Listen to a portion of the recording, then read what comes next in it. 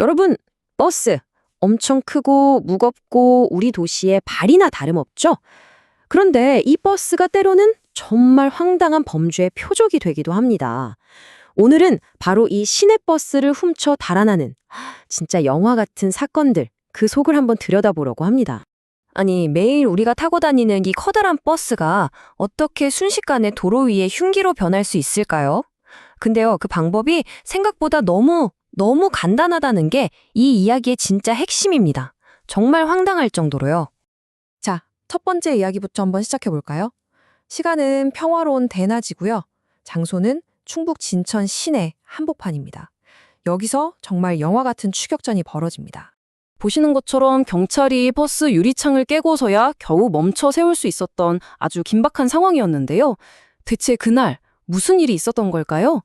사건은 정말 닌 깜짝할 사이에 일어났습니다. 터미널에 버스가 섰고 운전기사님이 식권을 받으러 잠깐 자리를 비웠어요. 바로 그 틈을 타서 한 50대 남성이 운전석에 올라탄 겁니다. 그리고는 그대로 버스를 몰고 도로로 뛰쳐나갔죠. 신호 무시하고 중앙선 넘나들면서 아슬아슬하게 질주를 한 거예요. 결국 경찰차 여러 대가 버스 앞에 완전히 가로막고 나서야 이 위험천만한 폭주가 10여 분 만에 끝났습니다. 이 남성이 이렇게 도심 한복판을 위험하게 질주한 거리가 무려 10km나 됩니다. 정말 생각만 해도 아찔하죠. 자, 그럼 당연히 궁금해지죠. 대체 왜 이런 무모한 짓을 벌인 걸까요? 그 이유가요, 진짜 황당할 정도로 단순했습니다.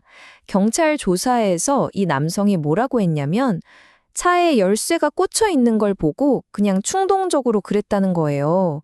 여러분, 이 충동과 열쇠, 이 두 단어 꼭 기억해 두세요. 오늘 이야기의 가장 중요한 핵심 키워드거든요. 그런데 이런 일이 처음이 아니었습니다. 사실 진천 사건은 약과예요. 과거에는 이것보다 훨씬 어찌 보면 더 기이하고 황당한 사건도 있었습니다. 때는 2002년, 범인은 놀랍게도 중학생이었습니다. 이 학생이 하룻밤 사이에 버스를 한 대도 아니고 무려 3대를 훔칩니다. 자, 들어보세요. 첫 번째 버스는 훔쳐서 100m 가다가 사고를 내고요. 다시 차고지로 돌아와서 두 번째 버스를 훔쳤는데 이건 500m 가다 또 사고를 냈어요. 보통 이러면 포기할 법도 한데 굴하지 않고 세 번째 버스를 훔쳐서 이번엔 무려 18km를 운전해서 자기 집 근처까지 몰고 가는 데 성공합니다. 이건 거의 코미디 영화 같지만 실제 있었던 일입니다. 그리고 2016년에는 더 대단한 10대가 나타납니다. 2012년 학생은 그나마 운전이 쉬운 자동 변속기 시내버스였잖아요. 그런데 이 학생은 운전하기 훨씬 까다로운 수동 변속 관광버스를 훔친 겁니다.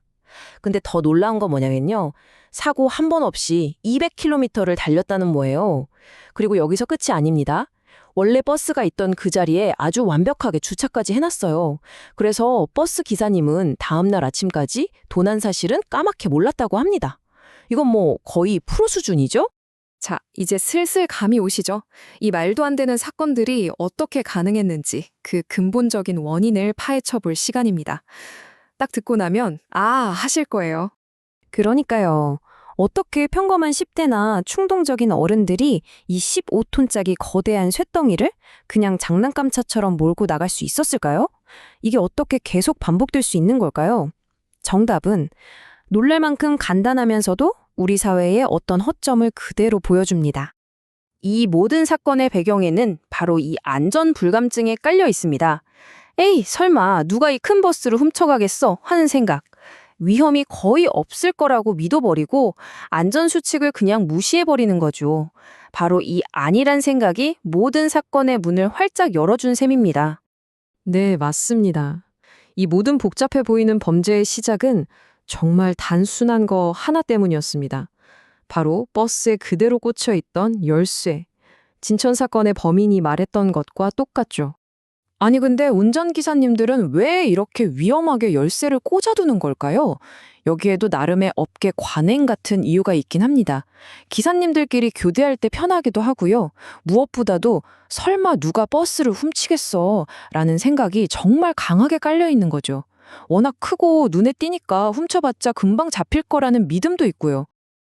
자, 그런데요. 이게 우리나라만의 이야기가 아니라는 게 더 흥미롭습니다. 이제 시야를 전 세계로 한번 넓혀보죠. 이 기묘한 버스 절도, 알고 보면 정말 글로벌한 현상입니다. 보세요. 독일, 싱가포르, 심지어 폴란드에서는 버스도 아니고 트램을 훔친 사건까지 있었어요. 정말 전 세계적으로 매년 비슷한 일들이 벌어지고 있는 거죠. 근데 이 사건들 하나하나가 다 기묘하고 좀 황당한 구석이 있다는 게 공통점입니다. 이 중에서 정말 역대급이라고 할 만한 사건이 바로 독일 케이스인데요.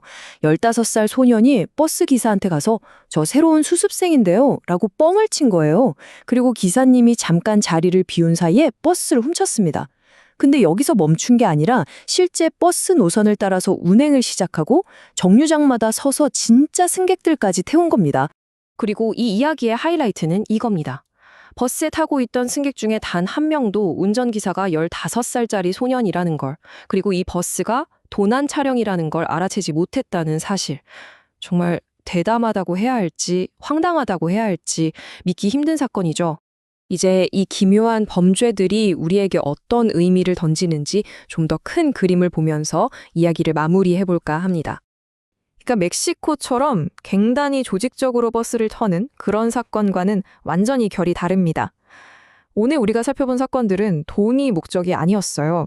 대부분 그저 순간적인 충동, 저 거대한 기계를 한번 몰아보고 싶다는 호기심, 그리고 버스 그 자체에 대한 어떤 동경이나 매혹, 이런 것들이 범죄의 동기였던 거죠.